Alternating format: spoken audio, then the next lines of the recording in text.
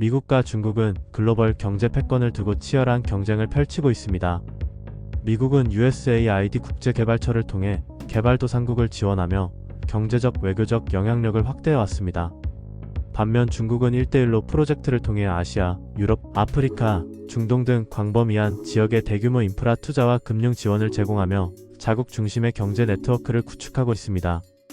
하지만 최근 미국 내에서는 USAID 예산을 삭감해야 한다는 주장이 강해지고 있습니다.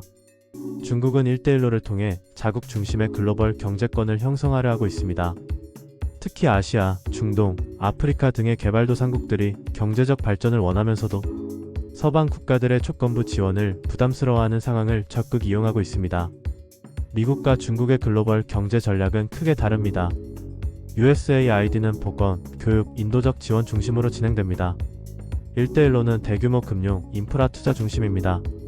미국은 주로 아프리카, 중남미, 동유럽을 대상으로 지원을 제공하는 반면 중국은 아시아, 중동, 유럽, 아프리카 등 더욱 광범위한 지역을 대상으로 합니다.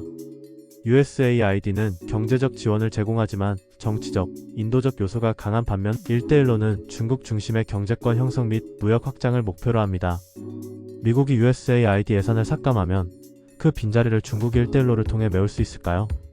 일부 국가들에게는 매력적인 대안이 될 수 있지만 완전히 대체하기는 쉽지 않습니다. 1대1로가 USAID를 대체할 가능성이 있는 이유는 다음과 같습니다. 중국은 이미 아시아, 아프리카, 중동 등의 대규모 인프라 투자를 진행하고 있습니다. USAID가 철수하면 자연스럽게 중국이 투자 기회를 얻을 가능성이 높아집니다. 중국 정부는 정책 변화에 민감하지 않으며 1대1로 프로젝트를 일관되게 추진하고 있습니다. 반면 USAID는 미국 내 정치적 상황에 따라 지원 규모가 변동될 가능성이 큽니다. 중국은 이미 여러 국가들과 경제적 협력을 맺고 있으며 1대1로가 확장될 수 있는 기반이 마련된 상태입니다. 하지만 1대1로가 완전히 대체하기 어려운 이유도 존재합니다.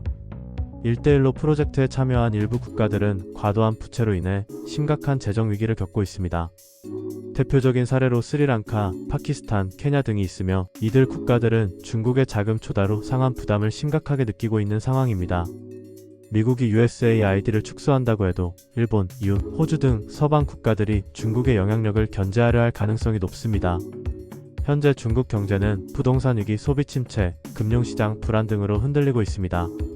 과연 이러한 상황에서 중국이 지속적으로 대규모 해외 투자를 진행할 수 있을까요? 현재 중국 경제는 한때의 고속 성장에서 구조적 문제로 인해 둔화되고 있습니다. 이러한 문제들이 해결되지 않는다면 중국이 과거처럼 적극적인 해외 투자를 지속하기는 어려울 것으로 보입니다. 따라서 USAID가 축소되더라도 중국이 완전히 그 공백을 메우는 것은 쉽지 않다는 결론이 나옵니다.